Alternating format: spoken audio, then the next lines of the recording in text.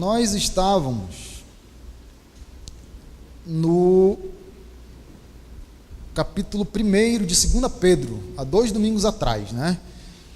Eu dei uma pausa em 2 Pedro, porque como domingo passado foi Natal, eu queria falar um pouco sobre a encarnação de Cristo, né? O Natal, ele significa que o Deus Todo-Poderoso, Eterno, pré-existente, né, a todas as coisas, aquele que é autossuficiente, que não precisa de absolutamente nada para continuar sendo Deus, esse Deus criador e sustentador de todas as coisas, o Deus que é a vida e a luz, ele se fez homem.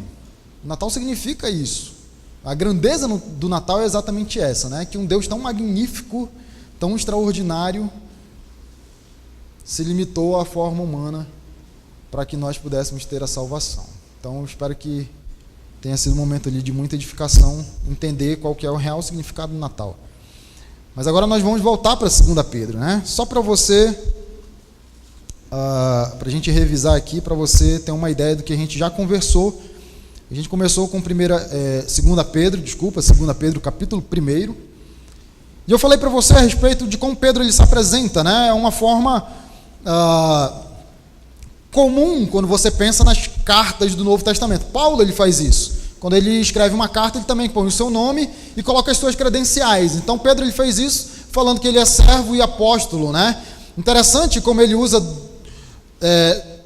duas categorias, né? Ele se chama de servo, talvez com a intenção de dizer para você, olha, embora eu tenha recebido uma comissão do próprio Jesus, eu estou na mesma condição que você, de servir a esse Deus, de servir a esse Cristo. Nesse sentido, nós não somos diferentes. Não existe nada de mais especial em mim, que sou apóstolo, do que existe em você. O mesmo sangue que Jesus derramou por mim, ele também derramou por você. Todos estamos na condição de servos, né, do nosso Deus Altíssimo. Embora ele tenha me dado uma função específica. Qual que é? A função de apóstolo. E por que ele diz isso? Porque ele vai combater heresias ali, né, para essas pessoas, para esses destinatários da segunda epístola de Pedro, e ele está agora embasando de onde vem a sua autoridade. Sabe por que eu posso falar o que eu vou falar? Porque Jesus pessoalmente me comissionou como apóstolo para falar essas coisas. E quer saber demais? Vocês ouvem esses falsos mestres que nem conheceram Jesus Cristo. Se vocês dão ouvidos para essas pessoas, vocês têm que escutar aquele que andou com Jesus Cristo. E agora eu vou corrigir algumas heresias que vocês têm aprendido com esses falsos mestres. E ele segue, né? Eu estou só revisando aqui, tá, gente? Ele segue ainda no versículo 1, servo e apóstolo de Jesus Cristo aos que conosco obtiveram fé igualmente preciosa na justiça do nosso Deus e Salvador Jesus Cristo. Continua no mesmo sentido, dizendo, a fé que foi produzida no seu coração, ela é igual à fé que foi produzida no meu coração. O fato de eu ser apóstolo não quer dizer que a fé que Deus gerou em mim é diferente da fé que Ele gerou em você. É igual, tá? É igual. A função ela não determina o valor que cada um de nós temos. Dá para entender isso? Isso é assim no corpo de Cristo. O pastor ele não é mais valioso, mais valoroso porque ele é pastor. Não. O mesmo sangue que foi derramado pelo pastor foi derramado por você também. Todos nós estamos na mesma condição. Devemos servir ao nosso Deus, embora tenhamos funções diferentes. Isso é assim no casamento. O homem é mais importante do que a mulher? De modo nenhum. Mas tem funções diferentes, não tem? O homem ele é o cabeça da mulher, não é isso? É ele que tem que guiar o casamento, é ele que tem que dar as orientações. Se de repente sua esposa tem uma ideia aí que vai contra a palavra de Deus, o homem não pode se encolher, né? Puxa vida, é minha mulher falando isso, como é que eu vou agora confrontar ela? Não, o homem é o cabeça no casamento, ele tem que dar a instrução. Esposa, não é por aí. A Bíblia diz que é diferente. E aí o homem vai guiando o seu casamento. O homem é mais importante por causa disso? De modo nenhum. São iguais em termos de valores, mas em termos de funções exercem funções diferentes. Dá para entender isso daí? Pedro está dizendo isso daqui também agora no início da sua carta. Embora eu seja apóstolo, eu sou tão servo quanto vocês. Embora eu seja apóstolo, a fé que foi produzida no meu coração é igualzinha à fé que foi produzida no seu coração. Tá bom? Ninguém é melhor do que ninguém. Tá? E ele chama Jesus de Deus e Salvador, né? Nosso Deus e Salvador de Jesus Cristo, dando uma ênfase aí de que não existe outro Salvador, só Jesus Cristo, um único Salvador, confirmando o que Paulo fala para a gente lá em 1 Timóteo 2, né, quando ele diz, existe apenas um mediador entre Deus e o homem, Cristo Jesus. Não existe outra forma de você se achegar a Deus, a não ser por Jesus Cristo. Ele segue, graça e paz vos sejam multiplicadas no pleno conhecimento de Deus e de Jesus nosso Senhor. Vou só chamar a sua atenção aqui para a palavra conhecimento.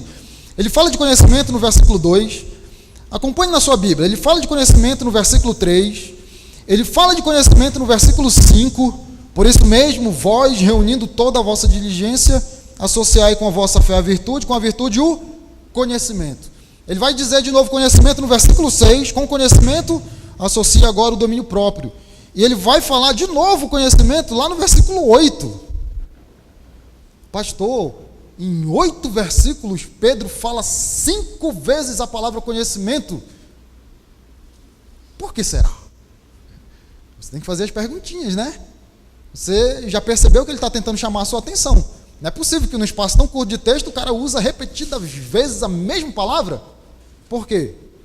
Tem a ver com a heresia que ele estava combatendo, né? Expliquei para você um pouco a respeito do gnosticismo. O gnosticismo, ele pregava que a matéria era má, né? Não existe nada de bom na matéria.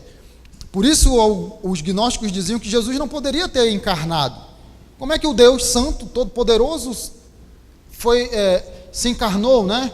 Habitou entre nós um corpo feito de carne?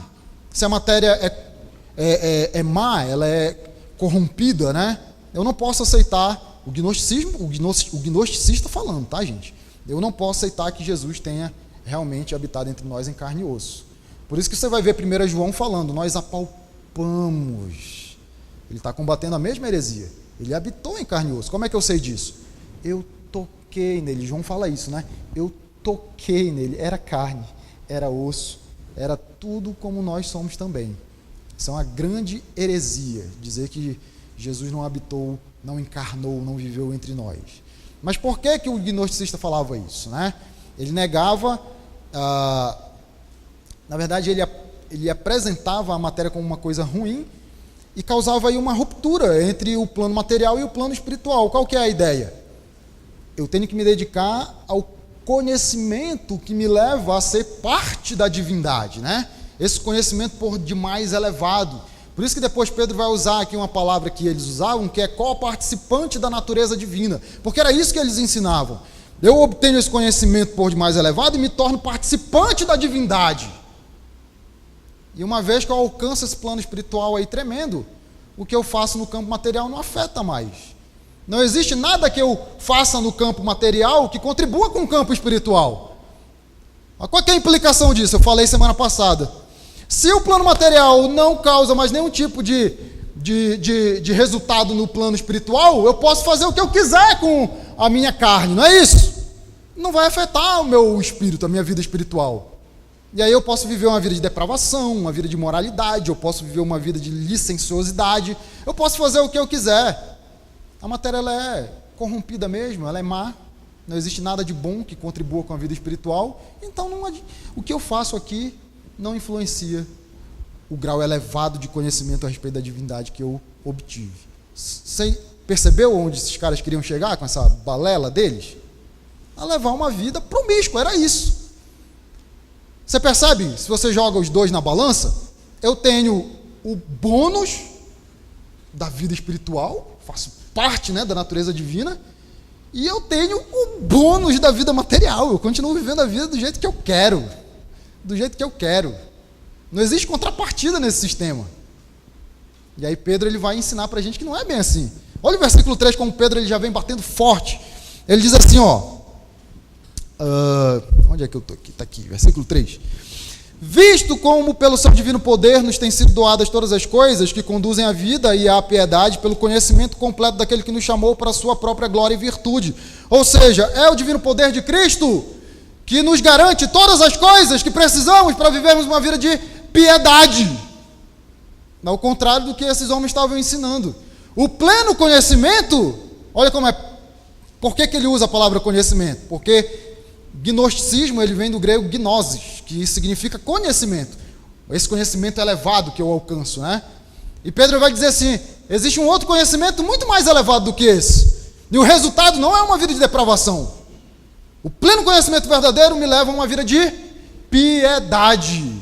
Piedade. O resultado natural de uma vida dedicada a Deus, de uma vida entregue, de um homem convertido a Deus, é a vida de piedade, não a vida de depravação. É isso que Pedro está falando. E ele começa a bater forte aí.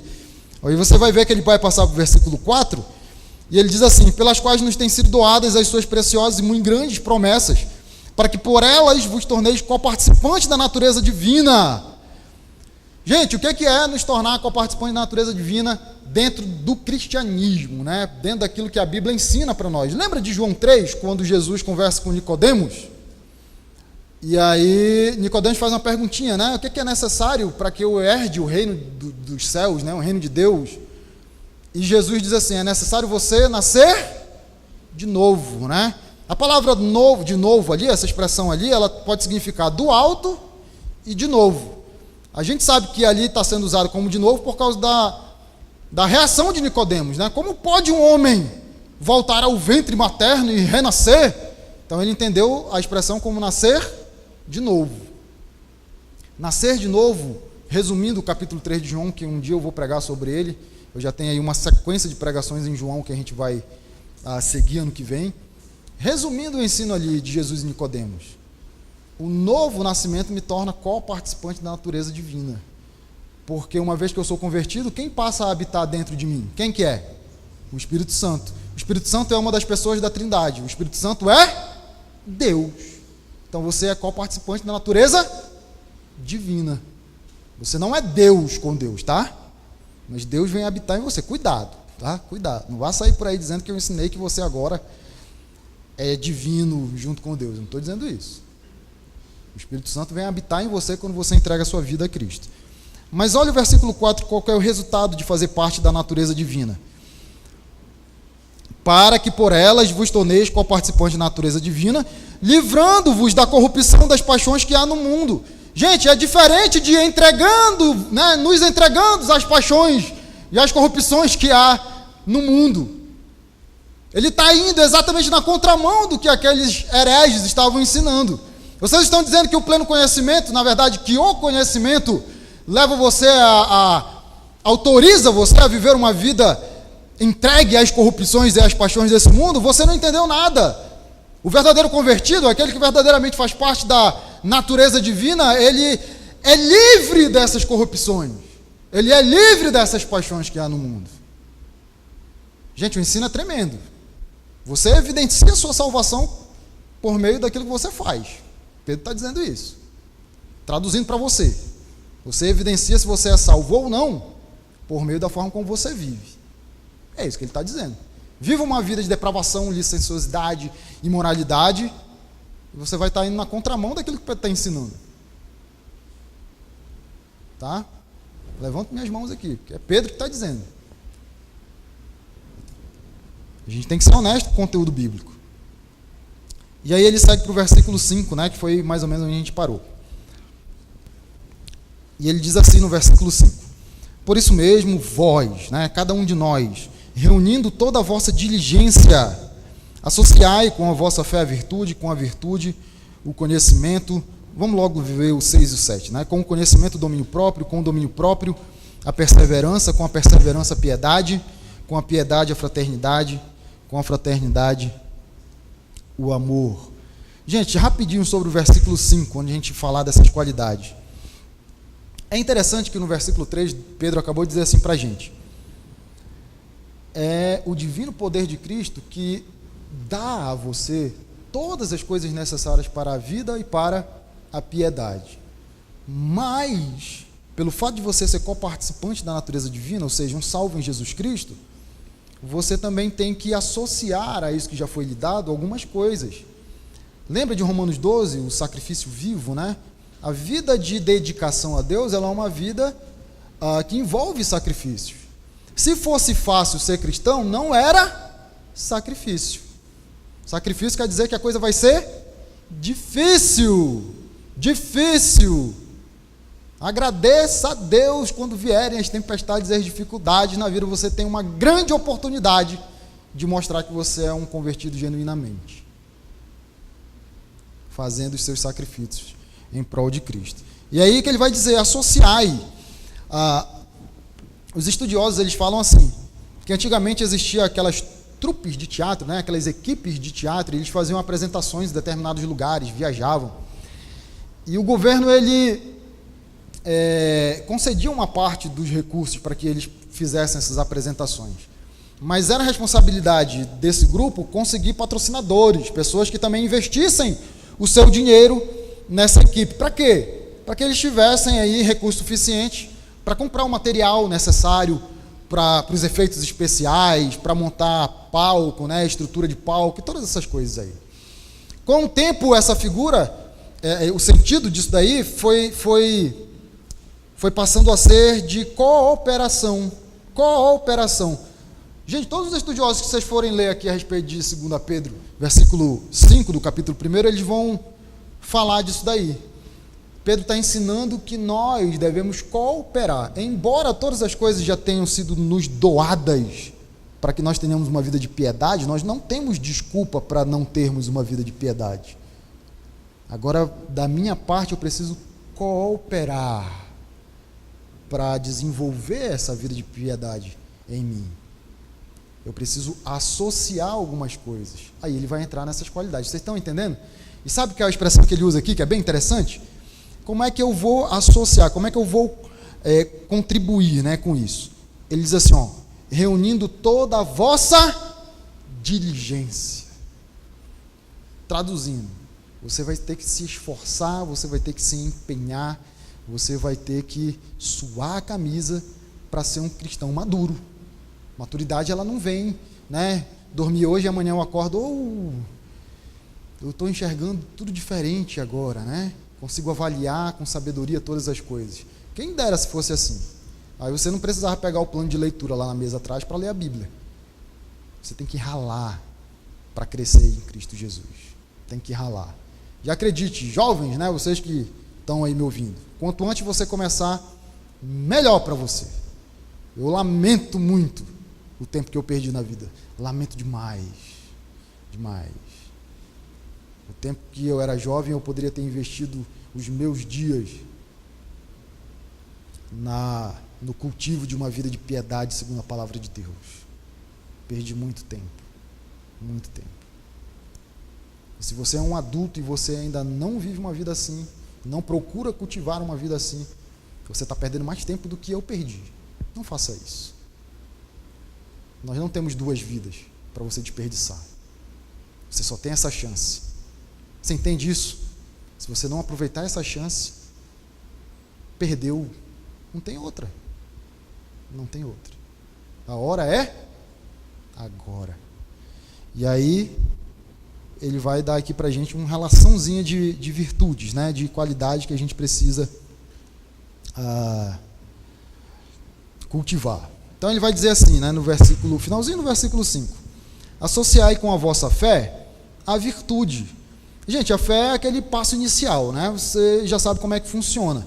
Até a nossa fé em Deus, ela é produto da ação de Deus em nós, né? É o Espírito Santo que regenera o nosso coração para que nós entendamos e aceitemos o chamado da salvação.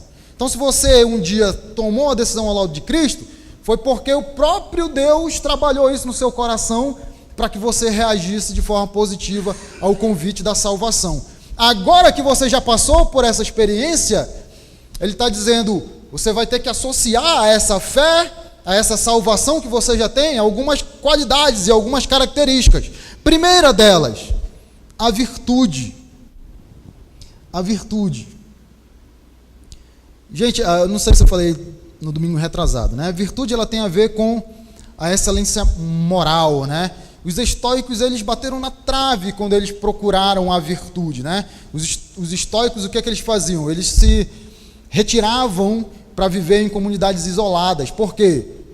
Porque eu não posso partilhar das coisas mais do mundo, né? Eu, como estoico, eu não posso fazer isso.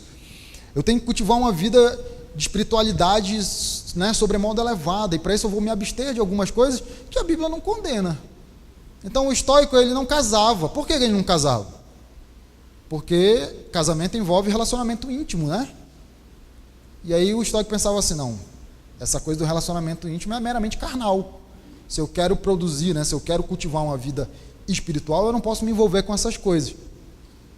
Já era meio que quase que o contrário, né, do gnosticismo, que aproveitava para fazer o que queria. O estoico, ele confundia um pouco as coisas e se retirava, né? Gente, nós não fomos chamados para nos retirarmos do mundo. É por isso que Jesus chama você de sal da terra, para você fazer alguma diferença, né? Não é mais ou menos isso que ele diz lá em Mateus 5? Se você não dá nenhum tipo de sabor, então você é insípido. E se você é insípido, para que serve o sal que não tem sabor? Para ser lançado fora e pisado pelos homens. É isso que Jesus diz. A nossa excelência moral, ela tem que ser resultado da transformação que aconteceu dentro do nosso coração. O estoicismo, ele tentava fazer essas coisas pela própria força, e era um grande erro que eles cometiam. Você está entendendo as coisas? O gnóstico, ele dizia assim, o plano material não influi na minha vida espiritual. O estoico dizia, na busca pela vida espiritual eu tenho que negar as coisas materiais. E Pedro e o cristianismo diz o seguinte para nós, a palavra de Deus diz o seguinte para nós, porque eu tenho uma vida espiritual com Deus, essa vida espiritual com Deus vai afetar a minha vida material. As pessoas, elas vão saber que eu sou convertido em Cristo Jesus pelo modo como eu vivo minha vida. Nem depravação e nem me isolando do mundo, mas sendo sal da terra. As pessoas, elas vão perceber que eu sou diferente, elas vão perceber que eu tenho uma vida com Deus pela minha conduta de vida. Você entende a diferença dessas três coisas? Você foi chamado para expressar a sua salvação por meio da sua vida. É isso que Pedro está dizendo. E para isso você precisa associar à sua fé virtudes, né? Práticas de excelência moral elevadíssimas. Siga o exemplo de Cristo. Quem foi o nosso maior exemplo em termos de vida moral, pensando no cumprimento da palavra? Quem foi? Foi Jesus. Não é ele que nós devemos imitar? Imite Jesus Cristo. Coloca aquele slide para a gente, Tiago, aquele de 2 Pedro lá, por favor. Ele vai dizer assim, com a virtude, o conhecimento.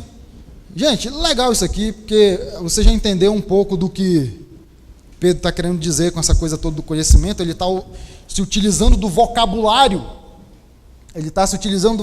daqueles hereges, para falar agora de uma coisa que é muito mais elevada do que o conhecimento que eles pregavam. Eu separei só um texto lá de Colossenses, onde Paulo ele vai falar um negócio muito parecido também com o que Pedro fala aqui. Olha só como é que diz. Esforço-me para que eles sejam fortalecidos em seus corações, estejam unidos em amor e alcancem toda a riqueza do pleno entendimento. Olha como Paulo está se utilizando das mesmas expressões. A fim de conhecerem plenamente o mistério de Deus. Quem que é o mistério de Deus, Paulo? A saber, Cristo. Nele estão escondidos todos os tesouros da sabedoria e do conhecimento. Paulo também está refutando aqui o gnosticismo em Colossenses, a gente sabe disso. E aí ele também se apropria das palavras que os gnósticos usavam para dizer, o verdadeiro conhecimento é Cristo. É nele que estão depositados todos os tesouros da sabedoria e do conhecimento. Se nós quisermos conhecer alguma coisa a respeito de Deus, é sobre Cristo que nós temos que nos debruçar. E onde é que a gente vai descobrir as coisas a respeito de Cristo, igreja? Onde é que é? É aqui, ó. É aqui. Você quer viver uma vida de piedade? Você tem que ler a Bíblia e o que ela diz a respeito de Jesus Cristo.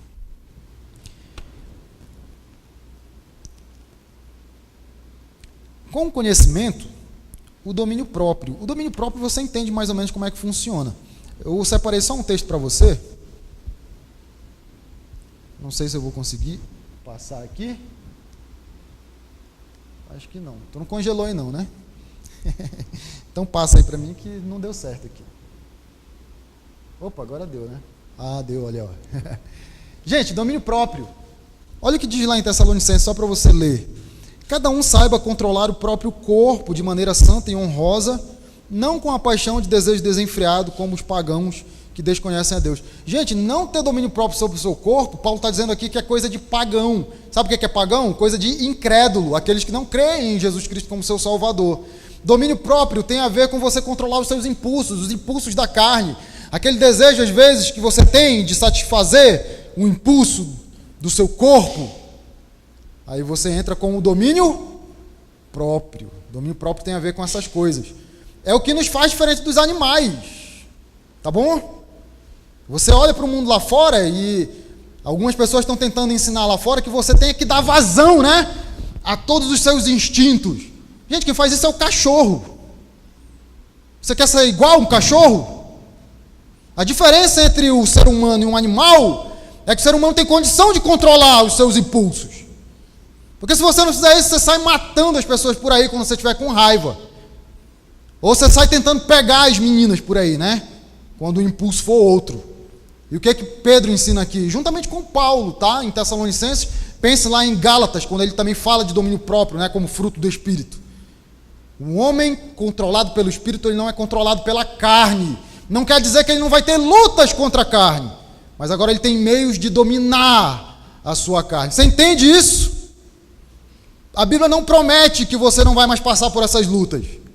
O que ela promete é que você vai ter a força vinda do Espírito Santo para você combater isso. O nome disso é domínio próprio. Pelas minhas próprias forças, pastor? Não! Pelo Espírito Santo que habita em você. Dá para entender? Ele vai seguir, ó. Do domínio próprio, junto com o domínio próprio, se associa a perseverança. A perseverança já tem a ver com as aflições da vida, né? Com as dificuldades. O fato de eu permanecer firme, e permanecer leal e permanecer fiel, mesmo diante das circunstâncias da vida. Isso é perseverar. Lembra da casa edificada sobre a areia e a casa edificada sobre a rocha? A onda bateu na edificada sobre a areia e a casa ruiu. Mas quando a onda bateu na casa edificada sobre a rocha, a casa não ruiu, ela permaneceu, né? Ela prevaleceu. Me diga onde está edificada a sua vida, meu irmão querido. Na rocha que é Jesus Cristo? Isso vai fazer muita diferença quando as ondas vierem bater na sua casa.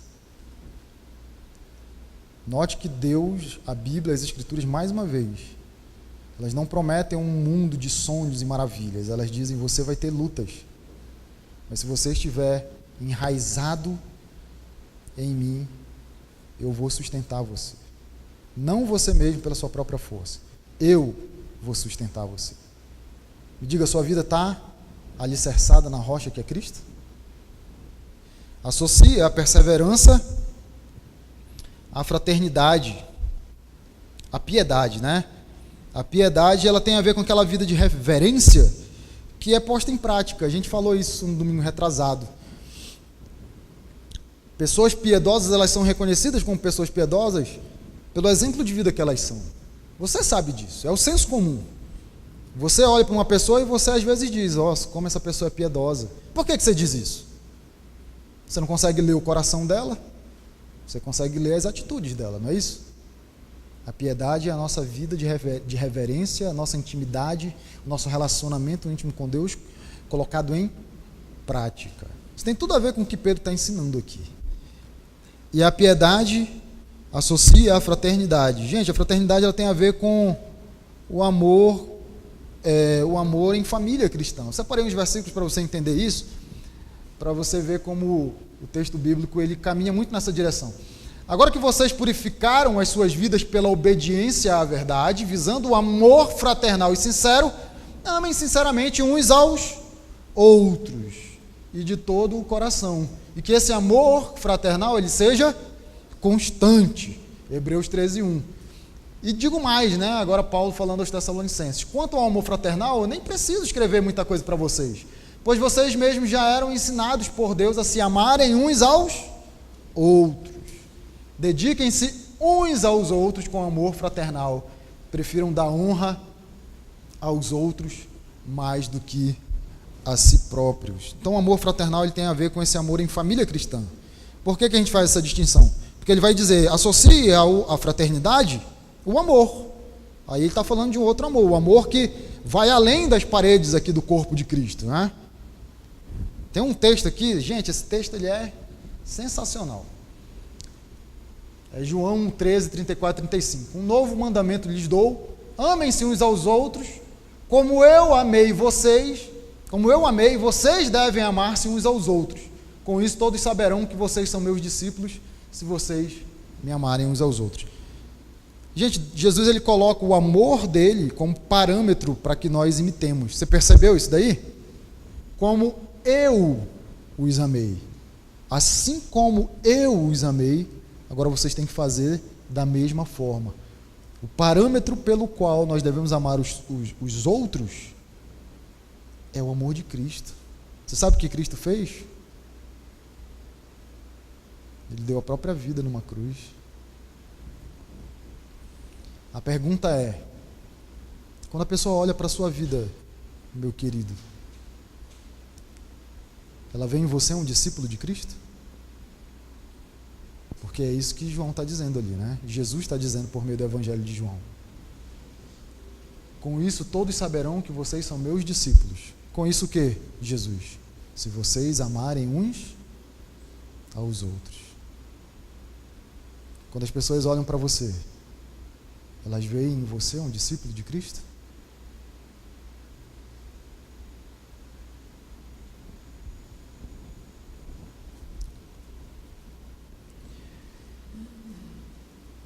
Gente, versículo 8, 9, 10 e 11.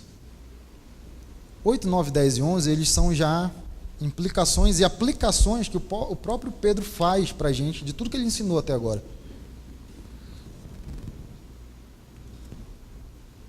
Até aqui, você não pode perder o fio da meada. Esses hereges estão dizendo que uma vida por demais espiritual é desconectada da minha vida material. E por causa disso eu posso viver do jeito que eu quiser. E Pedro está dizendo, não, a vida espiritual influencia a vida material. E ao contrário de ter uma vida de moralidade, você tem que ter uma vida de piedade.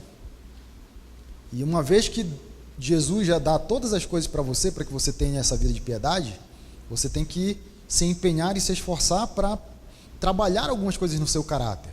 A virtude, o conhecimento, a fraternidade, o amor, o domínio próprio, a perseverança. E agora ele vai mostrar para a gente quais são os desdobramentos de eu levar uma vida assim. Ele vai começar no versículo 8. Agora que vocês sabem de tudo isso, né? Que vocês sabem que vocês precisam associar todas essas qualidades aí à sua vida cristã. Ele vai dizer assim, porque essas coisas, né, falando de todas essas virtudes, essas qualidades, essas características, porque se estas coisas existindo em vós e em vós aumentando, fazem com que não sejais nem inativos, nem infrutuosos no pleno conhecimento do nosso Senhor. Gente, implicação aqui de Pedro, além de você trabalhar para ter essas características, você precisa trabalhar para que elas continuem crescendo na sua vida.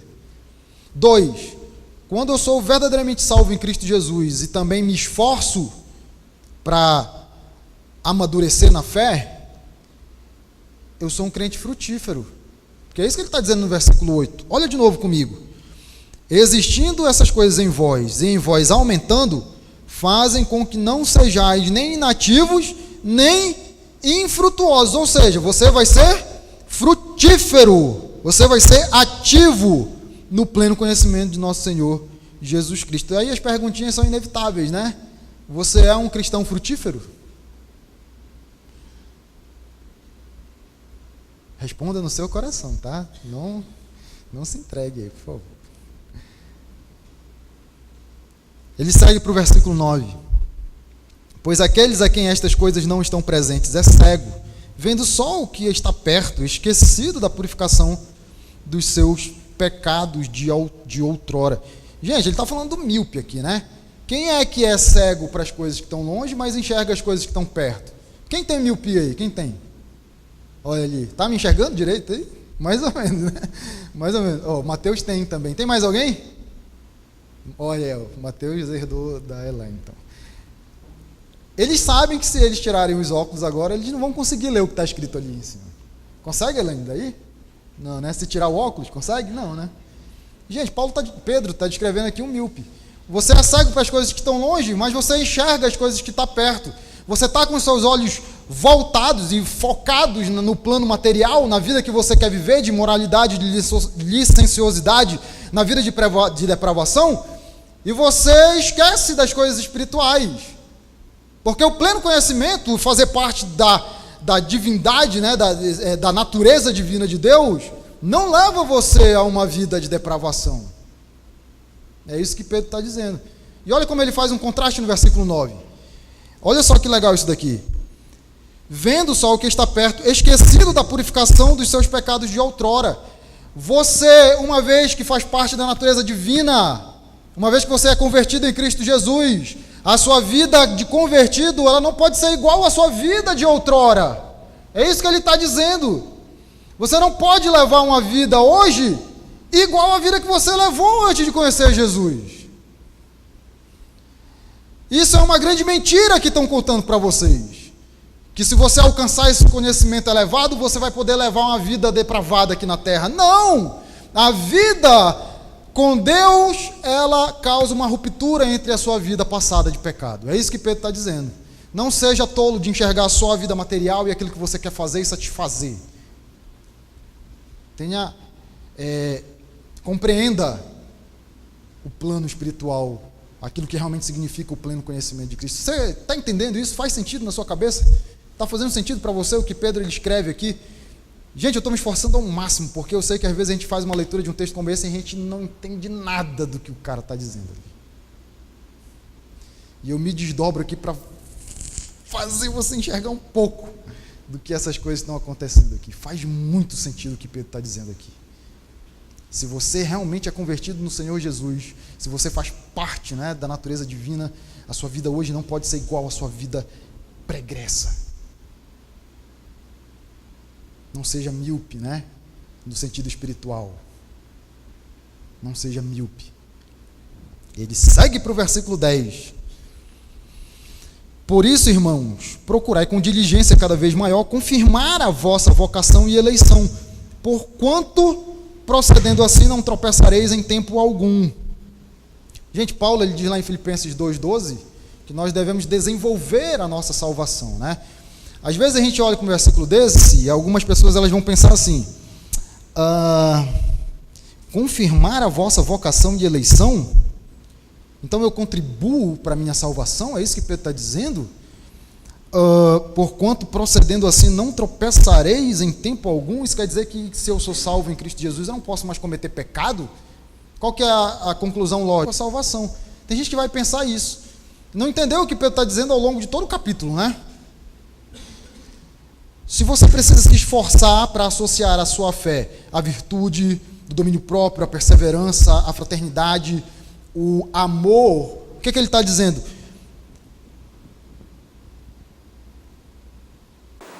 Procurai com diligência cada vez maior confirmar a vossa vocação e eleição significa dizer que a minha vida ela reflete a minha verdadeira salvação. Se esforce para que a sua vida seja um reflexo da sua verdadeira salvação. É isso que ele está dizendo. Não é que eu contribuo para ajudar a Deus a me salvar. Mas uma vez que eu sou salvo, a minha vida vai dar testemunho dessa salvação. Eu preciso fazer isso com diligência. Versículo 10. Procurai com diligência cada vez maior confirmar a sua eleição por meio do seu esforço em amadurecer dessas qualidades que eu estou falando para você agora. Dá para entender? Isso é importante. Isso aqui é uma parte importante. Dá para entender, né? Eu lembro que eu até falei sobre esse lance da salvação há 2 anos atrás, quando eu tenho dificuldade com o conceito de crente carnal. Porque tem gente que vai dizer assim, o crente carnal é aquela pessoa que se converteu, mas quando continua vivendo uma vida de depravação. Por que falam isso? falam isso na expectativa de não negarem a segurança da salvação. Se eu falar que ele não é salvo, eu estou negando a segurança da salvação. Então eu tenho que dizer que ele é salvo, mesmo vivendo uma vida de depravação. Na verdade, não é isso que a teologia explica. Uma boa teologia ela vai falar sobre a perseverança dos santos. Né? A segurança da salvação existe, você não perde a sua salvação, mas você vai demonstrar a sua salvação por meio da sua perseverança. Por meio da sua perseverança. E você consegue equilibrar as duas informações que o texto vai para você. E aí o seu pastor tem dificuldade com a figura do crente carnal. Que a Bíblia diz aqui, nesse texto de Pedro, por exemplo, que a sua salvação é iniciada por meio da sua vida. O salvo não tem uma vida de moralidade, ele tem uma vida de piedade. Versículo 11. Pois desta maneira é que vos será amplamente suprida a entrada no reino eterno de nosso Senhor e Salvador Jesus Cristo. Que maneira, pastor? É porque eu faço essas coisas que eu tenho uma entrada garantida no céu? Não, de novo, não é isso que ele está ensinando. Mas uma vez que eu sou salvo, eu manifesto a minha salvação por meio dessas coisas, então é óbvio que eu tenho a minha entrada garantida no céu, porque eu sou um verdadeiro salvo em Cristo Jesus. Deu para entender? Não sei mais se eu consigo repetir essa mesma frase. Deu para entender? Amém. Se você tiver dúvida, você olha no nosso site lá, está filmando aí. Tudo bem? Gente, é a receita para uma vida de piedade. Se a gente tivesse que colocar um título nessa mensagem, seria mais ou menos isso. A receita para uma vida de piedade. Primeiro, a salvação de em Cristo Jesus. Ela é produzida por Deus em nosso coração. Não há mérito para nós, toda honra e toda a glória dele. Foi feito assim para que nós não nos tornássemos soberbos, né? De acharmos que contribuímos em algo com a nossa salvação, naquilo que Deus faz em nossa vida. É dessa forma para que o amor de Deus seja ressaltado também. Ele fez isso de forma incondicional. Se somos salvos, não houve mérito em nós que convencesse Deus a nos salvar. Ele nos salvou de forma incondicional por causa do seu grande amor. E a receita continua. Agora que você é salvo, sua vida não pode ser uma vida de depravação, de imoralidade. Você vai manifestar essa salvação por meio de uma vida de piedade, se esforçando para amadurecer naquilo que é a virtude, a fraternidade, o amor, o domínio próprio e as outras qualidades que ele põe ali. Uma vez que você faz isso, não seja míope, né, de enxergar só as coisas perto, não enxergar as coisas espirituais. Não seja míope. A verdadeira salvação, ela causa uma ruptura entre a sua vida pregressa e a sua nova vida. A sua nova vida, ela é uma garantia de que você é um eleito de Deus. Esse versículo significa o versículo 11. Porque você é um eleito de Deus, versículo 10, né? Porque você é um eleito de Deus, você tem entrada garantida no céu, isso é o que significa o versículo 11. Deu para entender? Resumo de 2 minutos de mensagem é esse. Tudo bem? Meus irmãos queridos, de 2018, nós exaltemos nosso Senhor Deus e nosso Senhor Jesus por meio de uma vida de piedade.